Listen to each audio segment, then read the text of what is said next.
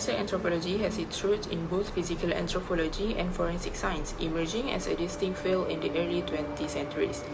Its history can be traced back to the late 19th centuries when scientists began applying anatomical knowledge to legal contexts. One of the earliest cases was in 1897 when Polish anthropologists used skeletal analysis in a murder case. However, the formalization of forensic anthropologists began in the United States during the 1930s, largely influenced by the work of Dr. Wilton M. Krogman, who published key texts on skeletal identification. Forensic anthropology is a specialized branch of physical and biological anthropologies that applies the science of human skeletal analysis to legal and criminal investigations. Forensic anthropologists help identify human remains and determine information about the deceased, such as distinguishing human bones from animals' bone, analyzing the age at death, sex, ancestry, and also stature. Other than that, forensic anthropology also help in determining if bone shows any sign of trauma, such as gunshot wound, blunt force trauma, sharp force trauma, and also identifying possible disease or conditions such as arthritis or head fractures. The tool and technique used in forensic anthropology including osteometry, DNA analysis, radiographic comparison, 3D scanning and imaging, and forensic taphonomy, which is studying how the bodies decay. Dr. Alison Galloway, a forensic anthropologist and professor at the University of California, Santa Cruz, was enlisted by the Salinas Police Department to assist in the initial forensic examination in order to properly preserve the site and recover the skeletal remains. She found that the skeleton was complete and undisturbed by animals based on the pelvic bone structure and skull features. She identified the remains as a male. She also determined that the remains had been there for a number of years, as there was no odor, no grease in the bones, and no soft tissues left. While sifting through the remains, Dr. Galloway found a .38 caliber bullet supporting the theory of homicide. She and the investigative team also recovered several personal items, including a set of keys and a cigarette lighter. The remains were sent to the UC Santa Cruz Anthropology Lab for further analysis. There, Dr. Galloway confirmed that the remains belonged to an adolescent male of European descent, approximately 5 feet 10 tall. The bullet found with the remains indicated that the victim had been shot. The first of the head ones came in on the right side, sort of around the ear, and probably exited through the left eye. And then the second injury came in a little bit further forward, and that moved and came out on this side over here.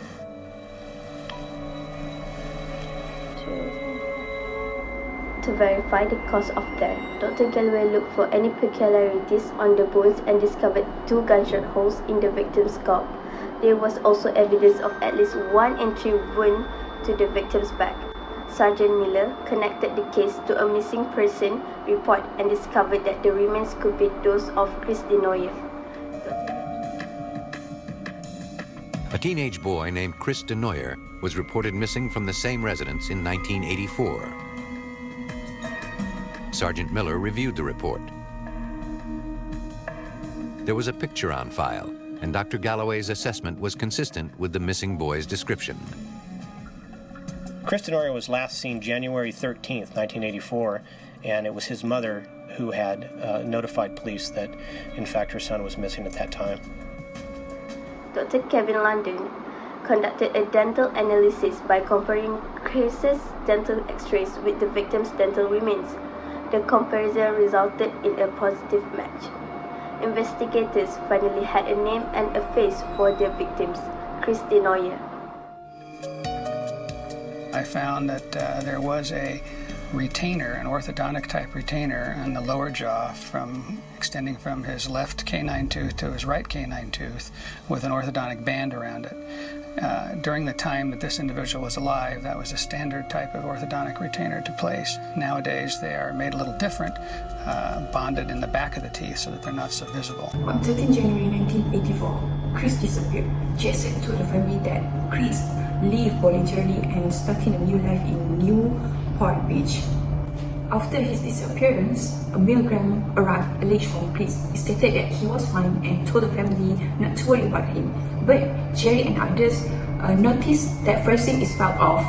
Years later, this mailgram was traced in Jason's own phone line. It became clear that the message was forgery, which he attempted to create the illusion that Chris had run away. There were other warning signs too.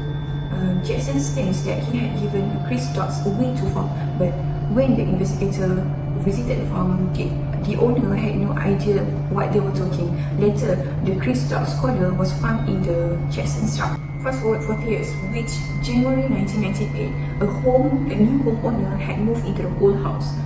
The new homeowner noticed a horrible smell from the crawl space. One day, they began investigating the crawl space. They discovered a shoe protruding from the dirt, and upon the further digging, they found a human remain buried in a shallow grave. The remains were later confirmed via dental records to be those Chris Denoyer.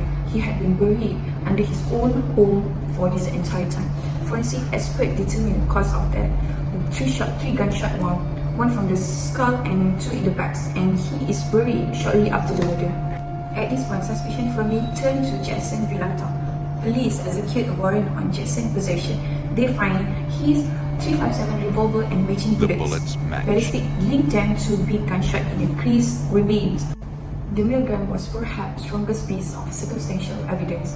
Phone record shows that Jason's made a phone call that generated it. He had created an illusion that Chris is still alive, even though likely he buried Chris within hours or days of disappearance.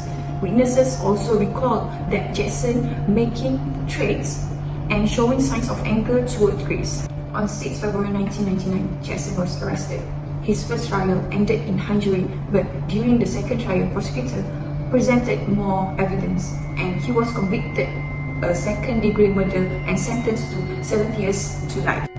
He has been denied parole several times in 2021 due to lack of remorse and danger that he still possesses. When Christopher Denoyer's remains were discovered beneath a crawl space, they did more than confirm a missing person's fate. They became evidence and the foundation of a reopened murder investigation. Once forensic anthropologists estimated the time of death and identified the remains, investigators had a timeline, which is the early 1990s, and a name. This timeline instantly ruled out several leads and narrowed the list of people who had access to the home during that period. Detailed analysis revealed multiple gunshot wounds to the skull, confirming that Denoyer had been murdered. This wasn't a missing person anymore, it was a homicide, and the bones now held the key to the truth. With a confirmed identity, cause of death, and time frame, police re-examined witness statements, alibis, and ownership records of the house. Anyone who lived there in the early 90s was now under scrutiny. Statements that once went unchallenged were now inconsistent with the forensic timeline. The physical evidence directly contradicted some earlier testimonies, allowing police to question suspects again with a new advantage. In the end, forensic anthropology did not just tell investigators what happened.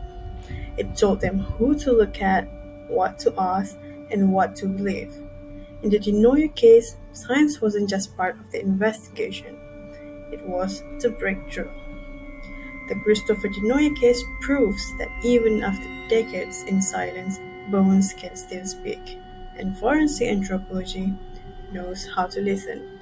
Through careful analysis of skeletal remains, scientists were able to give investigators a timeline, a cause of death, and ultimately a direction toward the truth. Without those bones and the experts trained to read them, this case may never have been solved.